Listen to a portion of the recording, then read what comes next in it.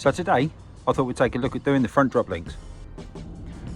So to do this, we're going to need to get the wheel off. So first, we're going to get the car up in the air. Okay, great. So with the wheel off, we can now see the link. It obviously connects the suspension strut to the anti-roll bar down there. So as a result, there's two fixings, one at the top and one at the bottom. First thing I'm going to do is just clean up the fixing. So I've just got a wire brush and I'm just going to give it a good brush over, get all the dirt and stuff that's on it all the way off of it, just so that we can actually get some tools on there. Okay, then we're just going to get a bit of WD on there, just top and bottom, just to help them spin.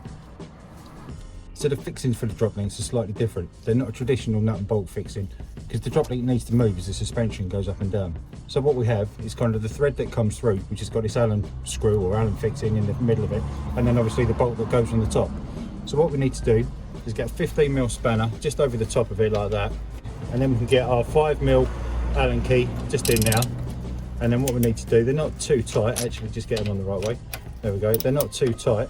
I think they're 50 to 60 Newton meters when they're done up, and last time I did this, when we changed the suspension, I put copper grease on there as well, so we'll be putting that back on afterwards. So then to get them loose, you just need to kind of break that seal, get them going, just holding that Allen key in the middle, and then that should just work its way off. What you'll see though, as we're loosening it off, I'm not sure if you can quite see it on the camera, the stud, kind of the middle stud, is actually coming down. Because it's under pressure at the minute, or the wheel's up in the air, it's actually all the way down. So this is kind of starting to push down. So in a minute, when we can try and take it out, it's actually going to be under pressure. So what I'm going to do, just down underneath, I'm going to get the jack just here. I don't know if you can see, there we go, just about. I'm going to get the jack just under the hub, and we're going to lift it up slightly, just so that we can obviously free off the pressure from this fixing here, and then we should be able to remove it.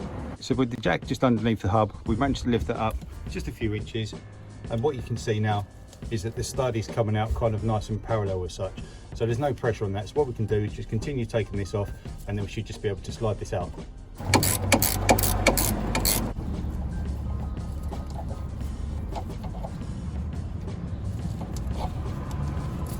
Down at the bottom, we've got exactly the same. We've got our 15mm fixing, so we just get our spanner on that, and then we've got our 5mm Allen fixing just in the middle.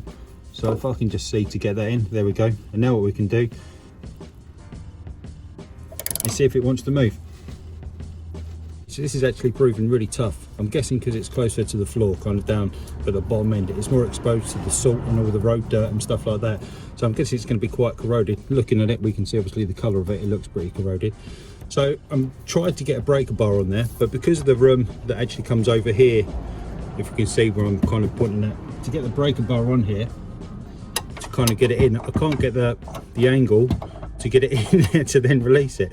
So I'm thinking I might actually have to take some of the wheel well lining out, and possibly just some of the underside, just so that I can get a bit more lift on it to then be able to bring it down. So I've actually got the ability to push it, because as I'm putting pressure on it, the roll bar's twisting slightly and it's not actually letting me undo the nut. So I'm going to persevere. Okay, so I've managed to finally get it on there with enough kind of leverage, hopefully, to be able to allow me to push it down and actually break that seal. I think once we break the seal, we should be fine. But I can't believe that I've had to do so much just to basically get enough leverage on there to be able to kind of get the breaker bar in there. I've had to take that whole bottom panel off, which is unexpected, shall we say, just to do the drop links. Hopefully, normally you shouldn't need to do this. You should just be able to do this with the 15mm spanner and that 5mm Allen bolt. But let's see if I can break this seal and then get this one off.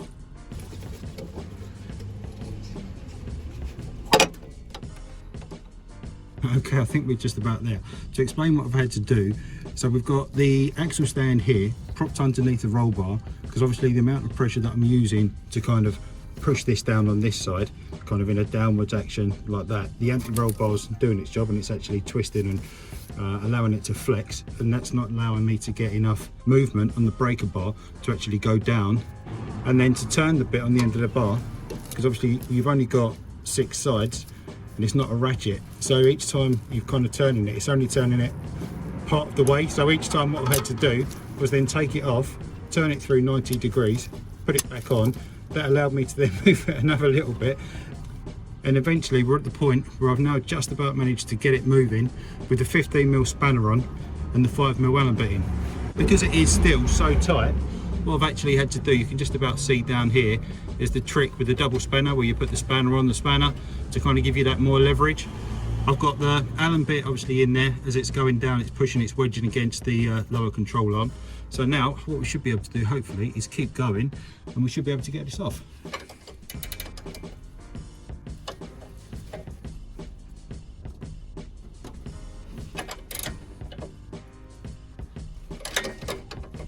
Okay, it's still so tight, but it is going. So I'm going to persevere and just work this all the way off. Okay, so we got it moving slightly, but then what happened was the Allen fixing inside there, or kind of the Allen screw as it comes through, it's ended up rounding off because it's so corroded, it's so ridiculously corroded on there. I just cannot get it to move anymore. We've got it spinning, it's free kind of from the roll bar as such, so it's kind of slightly loose, but we just cannot get this to move. All that's happening is it's just slipping on the inside. So I'm hoping I'm not going to cut it off. I'm going to persevere. I'm just going to try a few more bits and pieces, but for the time being, it's not looking positive. I think I'm going to end up having to cut it off, which is not ideal.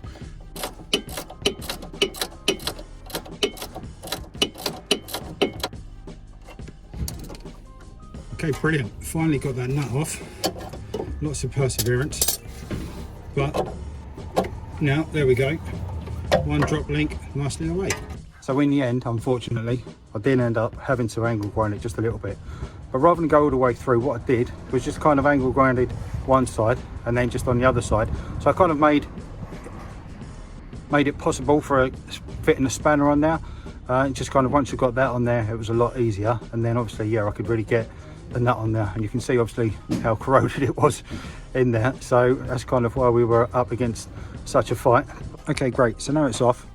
Just going to put the old one next to the new one, just so we can check, make sure everything's right, exactly as it needs to be. Right size, right fittings, which obviously it is. And you can actually see on the new one, if you look a bit closer, where I had to make that kind of flat edge so I could get a spanner on it. This one actually comes with that flat edge, which will make it a lot easier to get off anyway. Obviously what we're going to do when we put it back on is just put some copper grease on there. So it's going to be obviously, yeah, look after it a lot better. And when we do come to service it or take it off for whatever reason, then we'll be able to, yeah, remove it a whole lot easier. Okay, when it comes to fitting the new one, obviously just make sure that it goes in the right way and you're not the wrong side of kind of the ABS lines and stuff like that. Obviously just get the first one in. Just get that bolt on there on the back, finger tight. And with that in now, obviously then we can see when it comes to bringing this one across, one, it's too high, it looks like it's too long, and it's not going to fit underneath the strut obviously. So what we're going to do now is just get the trolley jack again, just underneath the hub. I'm just going to lift it up so that this comes up, and this is going to line up nicely with the hole there.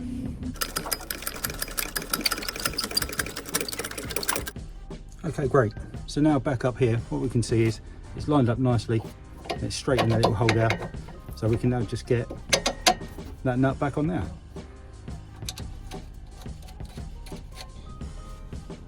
Okay, so this new fitting, the stud here is actually a 17, so I've not got a ratchet 17. So I've got my 5mm Allen nut in here, or Allen bit, should we say.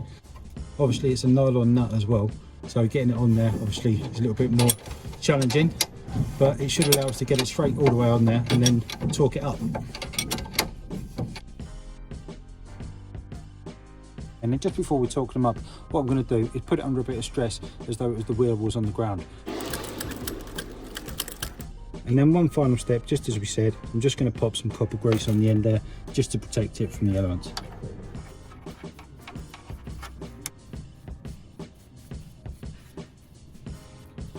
So I guess all that's left for me now is to get that wheel arch liner back in, that bottom cover back on, and then we can take it for a test drive. Okay, brilliant. So it's all back together, the car's back on the ground, the wheels are all torqued up, so let's just take it for a quick test drive.